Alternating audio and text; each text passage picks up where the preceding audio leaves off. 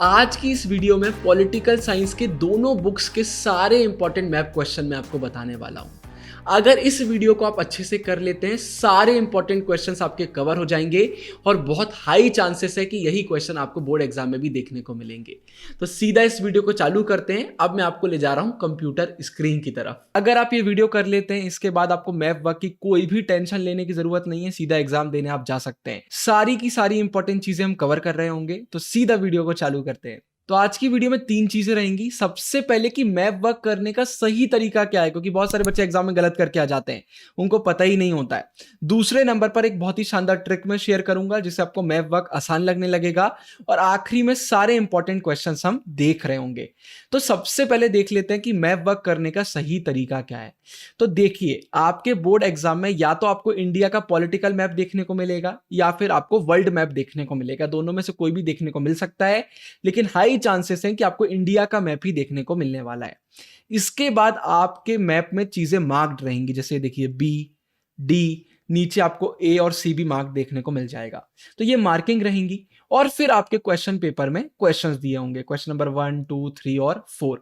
अब यहां पर बहुत सारे बच्चे गलती ये कर देते हैं कि उनको लगता है 1 का आंसर ए है, 2 का आंसर बी है, 3 का आंसर सी और 4 का आंसर डी है।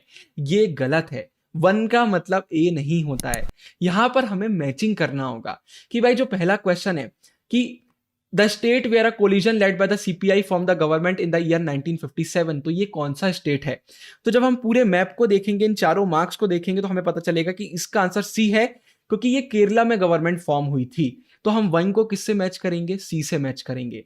तो अपनी आंसर शीट में सबसे पहले हम सीरियल नंबर लिखेंगे 1, फिर अल्फाबेट कंसर्न्ड हमें लिखना होगा, जहां पर हम लिखेंगे सी, क्योंकि 1 का आंसर सी है। और फिर स्टेट का नाम भी हमें लिखना होगा, या जो भी क्वेश्चन में पूछा गया है वो हमें लिखना होगा। अगर ये तीनों चीज मेंशन नहीं है तो आपको मार्क्स नहीं मिलेंगे। सीधा सीधा आंसर लिखने की गलती मत करिएगा। कई लोग बोलते हैं वाह यार, ये तो बहुत सही है कि अगर यहाँ पर बीच में मार्क है 1 में, तो मतलब ये तो मध्य प्रदेश आंसर हो गया। ऐसा नहीं है। अगर यहाँ पर ए लिखा हुआ है तो इसका ये मतलब नहीं है कि ये फर्स्ट वाले का आंसर है।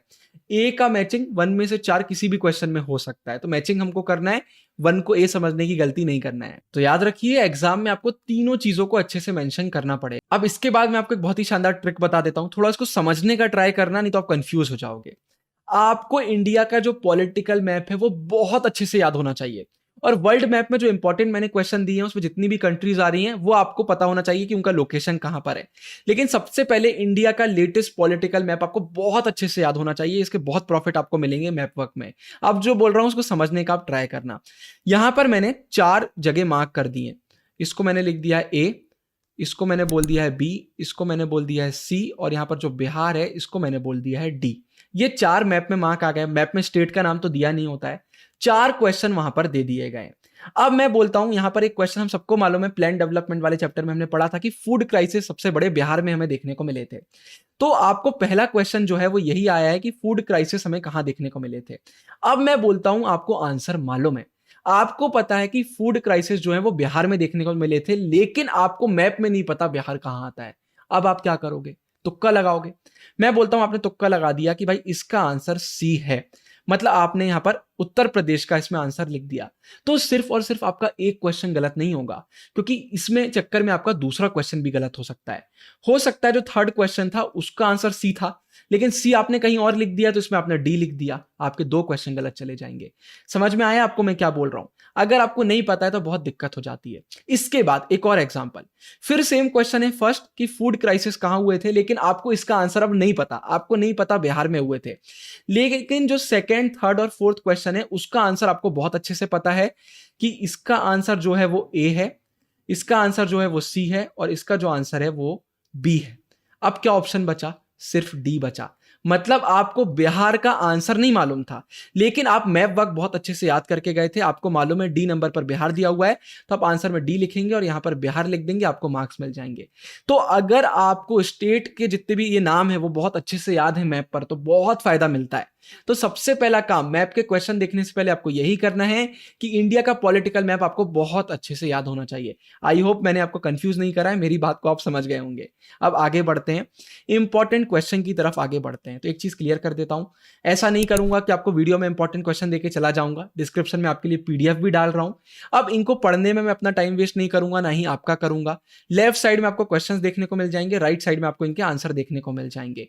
ये आपको मैप वर्क में बहुत ज्यादा मदद करने वाले हैं। सारे इंपॉर्टेंट मैप के क्वेश्चन मैंने डाल दिए, और एक और आपको प्रॉफिट मिलेगा, कई बार यही क्वेश्चन एमसीक्यूज में भी आ जाते हैं, तो उसमें भी आपको मदद मिल रही होगी। अब देखिए ये क्वेश्चन आ जाता है, आपको अगर मैप में पता है भूटान कहां आता है, कोई दिक्कत वाली बात नहीं है। आपको पता है नेपाल कहां आता है, कोई दिक्कत वाली बात नहीं है। तो ये सारे आपको आना चाहिए, जितने भी कंट्रीज के नाम दिए हुए हैं उनका भी आपको मैप वर्क आना चाहिए, और इंडिया के स्टेट का तो आना ही चाहिए। आपको मालूम होना चाहिए आंध्र प्रदेश कहां है, गुजरात कहां है, हिमाचल प्रदेश कहां है। क्योंकि हो सकता है आपको पता हो भाई सरदार सरोवर डैम कहां है, आपको मालूम हो गुजरात में हो, लेकिन आप मैप में कंफ्यूज जाओ कि मैप में गुजरात कहां पर है। तो इसलिए आपको ये बनना चाहिए। तो पीडीएफ आपको डिस्क्रिप्शन में मिल जाएगा, आप पीडीएफ डाउनलोड कर लीजिए, वहां पर मैंने आपके लिए मैप भी डाल दिया, उसका प्रिंट निकलवाइए, उसको याद करिए, ये सारे क्वेश्चन बहुत अच्छे से करिए। अब इसके बाद वीडियो एंड करने से पहले जो आखिरी में चीज बोल रहा हूं उसको अच्छे से सुन लीजिए। मैंने अपने साइड से बहुत मेहनत करके पूरा चेक करा है, और मुझे नहीं लगता इसमें कहीं पर भी कोई गलती है, लेकिन फिर भी बाय चांस पीडीएफ में कोई मिस्टेक हो जाती है तो आप सब मुझे कमेंट सेक्शन में बता सकते हैं। और जितने भी बच्चे हमारे पीडीएफ डाउनलोड कर रहे हैं, ये मैप वर्क का पीडीएफ आप डाउनलोड कर रहे हैं, तो कुछ दिनों बाद आकर एक बार आप डिस्क्रिप्शन चेक कर लीजिएगा।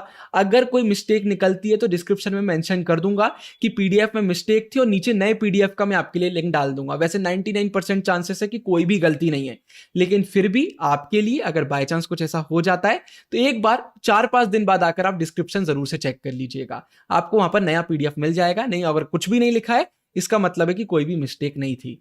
आप सभी को आपके आने वाले एग्जाम्स के लिए ऑल द बेस्ट। चैनल को सब्सक्राइब जरूर करिए, आगे बहुत इंपॉर्टेंट वीडियोस आपके लिए आ रही हैं। ऊपर मैं आपके लिए वीडियो डाल रहा हूं कि क्या 7 दिन में भी हमारा सिलेबस कंप्लीट कर सकते हैं, एक बार उसको जरूर देखिएगा।